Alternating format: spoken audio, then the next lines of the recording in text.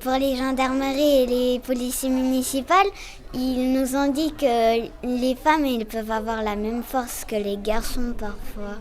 Lutter contre les stéréotypes, c'est l'objectif de cette action qui s'est déroulée à l'école Robert Schuman de Sarralbe.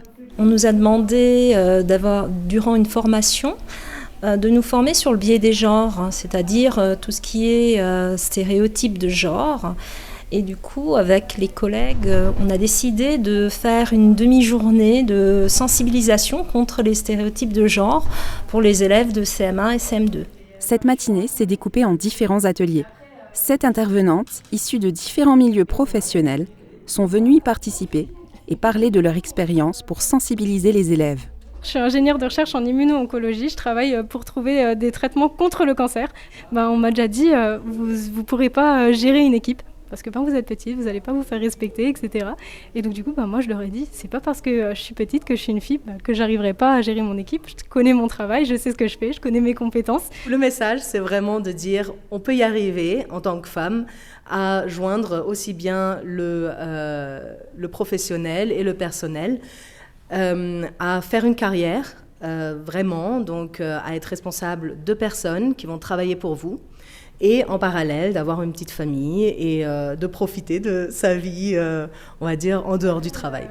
Une action qui est importante pour le corps enseignant, dans le but de faire changer les mentalités.